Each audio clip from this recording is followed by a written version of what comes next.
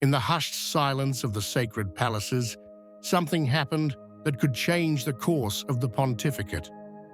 Cardinal BURKE met personally with Pope Leo XIV to discuss an explosive topic: the future of the traditional Mass. No official statement, but Burke's words are enough to shake more than one corridor in the Vatican. Stay with us. What is about to emerge could mark a turning point in the liturgical history of the Church. For months, the traditionalist Catholic world has been watching with trepidation the first steps of Pope Leo XIV, wondering whether the new pontificate will bring a change of direction on the liturgical front. Many have seen his election as a providential opportunity to heal the wounds opened in recent years, especially after the increasingly stringent limitations imposed on the traditional Mass. The positive reception by authoritative figures such as Cardinal BURKE immediately sparked hope. Perhaps this time, something could really change. In various circles, people began to talk, even cautiously, about a possible restoration. The usual well-informed people have advanced contrasting hypotheses on the liturgical past of Leo himself. On the one hand, those who imagined him close to the ancient rite; on the other, those who described him as fully aligned with the reformist lines. Beyond the rumors, the most significant fact remains the Pope's willingness to listen. In times like these, marked by often filtered communication and less than transparent choices, the fact that some cardinals close to the traditional world manage to be received and listened to is already a signal in itself. It is precisely in this climate of waiting and discernment that Cardinal BURKE's intervention takes place, ready to expose himself once again on a theme that does not simply concern the liturgy, but the very identity of the Church. It is the Cardinal himself who revealed that he has already spoken personally with Pope Leo XIV about the future of the traditional Mass. A move that, on the one hand, kindles hope in the hearts of many faithful devoted to the ancient Roman rite, but on the other hand, cannot fail to arouse tension in the Vatican palaces, where modern liturgies seem to have the wind in their sails. If you appreciate our service of disclosure and believe in the values of truth and transparency, buy a super thank you.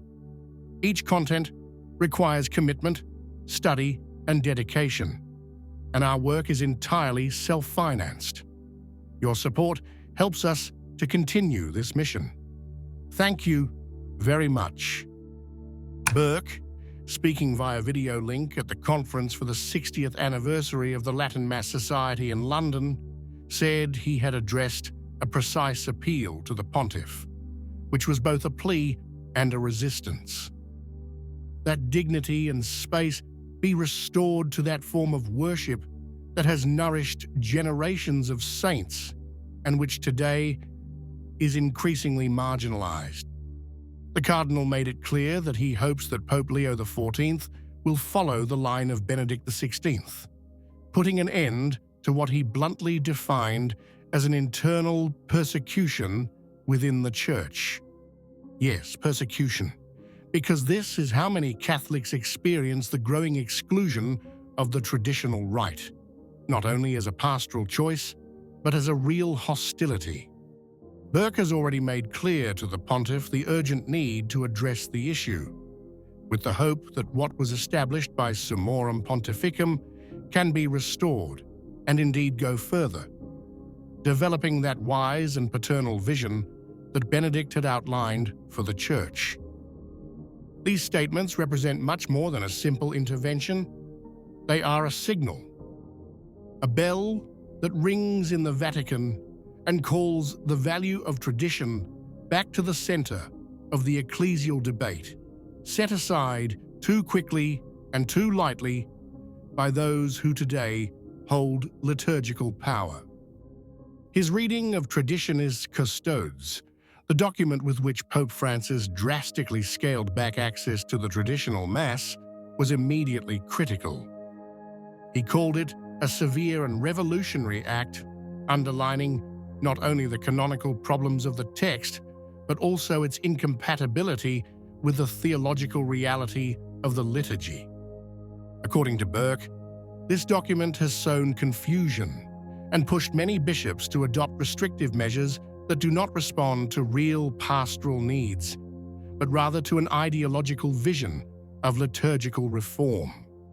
In an interview given in recent months, the Cardinal reiterated that this situation represents great suffering for many faithful. The ancient Mass, he said, is not a remnant of the past, but a spiritual treasure that continues to nourish the souls of those who attend it. Preventing its celebration is equivalent, in his view, to depriving Catholics of a legitimate and fruitful good without a true ecclesial or doctrinal motivation. It is from this awareness that his determination to speak with the Pope arises, in the hope that a new page can be turned. It is no coincidence that among the first to welcome it positively were Cardinal BURKE and Cardinal Robert Sarah, two of the most well-known supporters of the traditional liturgy. Their support, for many, was a signal. Perhaps something, this time, could really change. And it is not just a matter of hopes. Authoritative voices, such as that of Bishop Athanasius Schneider, have already launched a public appeal to the Pope to abrogate Traditionis Custodes in toto. For Schneider, the restrictions imposed on the ancient rite represent not only an injustice towards a part of the people of God, but also a real denial of the liturgical tradition of the Church. In his opinion, this wound must be healed by restoring full freedom to the liturgy of all time.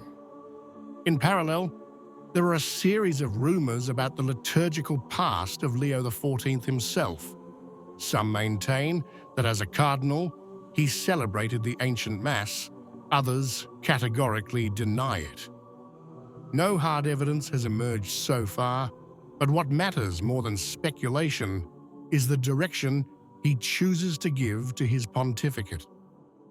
Whether he will decide to listen to the requests of cardinals, bishops, and faithful tied to tradition, or whether he will continue along the path of rupture, is the question that today keeps a large part of the Catholic world in suspense.